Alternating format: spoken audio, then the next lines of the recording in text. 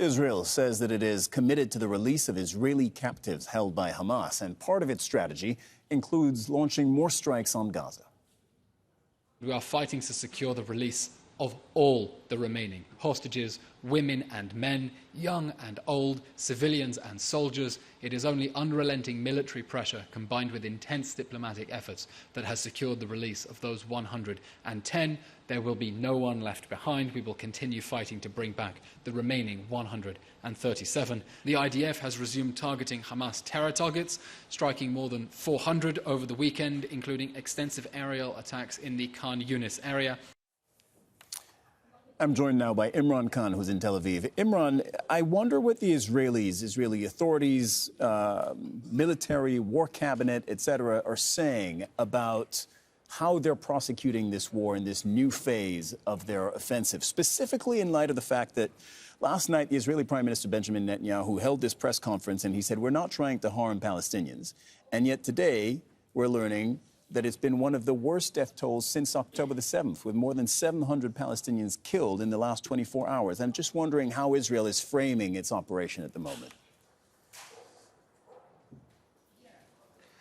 Well, it's framing it in the same way it was framing it before the ceasefire took place. Israel says it has three clear aims: to bring back all the captives, to destroy Hamas politically and militarily, and make sure Gaza is never used to attack Israel again.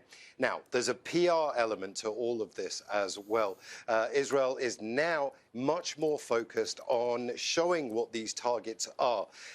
In Shujaia, they've released pictures of Hamas fighters it claims to be members of the Shujaia battalion, and has said to them, you guys are going to die, we are going to attack you. That's been a very clear message. And then you have this idea of safe zones. Now, this idea of safe zones within Gaza, they've issued this map, they've divided it all up in safe zones. They've said, when we attack those safe zones, we'll give you warning so the civilians can leave. But where are they going to go? That's the other big question. The reason a lot of analysts are suggesting that this map has taken place, this kind of PR strategy is taking place, is because the Americans are putting them under a tremendous amount of pressure. Israel right now knows it needs a reasonably quick but absolutely decisive victory over Hamas. And that has to happen within weeks, not months. The Secretary of State, US Secretary of State, Antony Blinken, has been absolutely clear on this point. He has said, you don't have months to do this. You have perhaps weeks to do this, and while you do it, you have to make sure that civilians are protected. Hence, this idea of safe zones is a clear message to the Americans that the Israelis are trying on the ground. It doesn't really mean anything, as we've seen, but also this idea that we're trying to get humanitarian aid in. 55 trucks entering a day. From one checkpoint, in the Rafah checkpoint, for example, you used to get 700 trucks a day. That was only from one. 55 isn't even a drop in the ocean. And then, Cyril, let's just go back to those pictures from Jabalia. Let's just see what's been going on there. Is that defending, protecting civilians, giving them enough notice? You know, 700 people within 24 hours have died, have lost their lives, as you just pointed out. All of these pictures that we're seeing are the things that the US President Joe Biden simply didn't want to see. He's in a political fight as well, remember. He's got an election coming up. He knows that all of these pictures damage his reputation. The Americans are in freefall mode with this kind of diplomacy, trying to do something to get the Israelis to back down. But the Israelis, they seem to just be dictating to the Americans. They seem to be saying, listen, we're going to do this war the way we want to do it. Okay. We understand your concerns, but we're still going to make sure that we try and get these stated aims done. And these stated aims, like I say, are leading to those pictures that we've just seen from Jabalia refugee camp. Yeah, and this bears repeating, and you have addressed this, Imran, but I think it bears repeating that the Israelis, and I listened to that press conference with the Israeli Prime Minister Benjamin Netanyahu last night, their messaging is not that we're toning things down. Their messaging is the only way for us to achieve our goals haven't changed. The only way for us to achieve them is to actually intensify things, especially on the ground.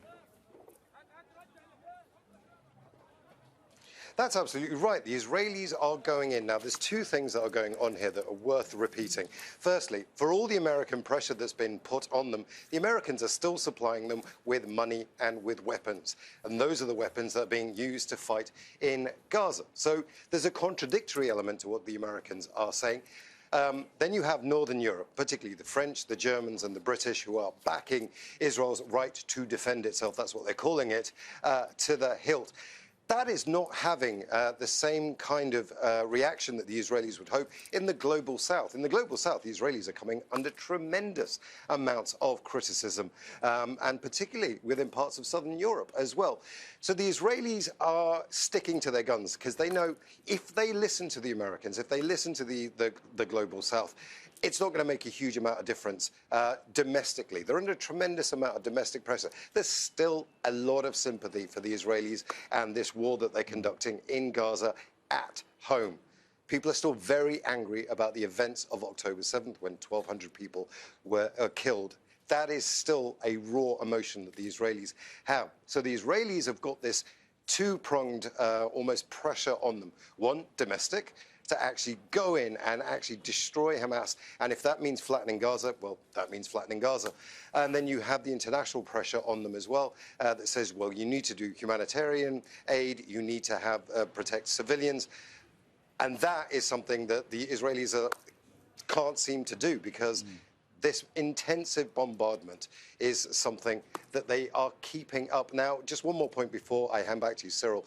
But remember, the Americans, just before the ceasefire was coming to an end, Blinken was in town. He did say to the Israelis, if you do go into the south, it can't be with the same intense pressure as you did in the north. Just take a look at the pictures. Oh, absolutely. And that is exactly what we're doing. The same pictures that you referenced with well, what we're watching here is Jabalia. That's in the north. But we've also seen in the last 36 to 48 hours what's been happening in the south and the bombardments there have intensified and once again targeted row upon row of residential buildings. Imran Khan reporting there. Thank you so much.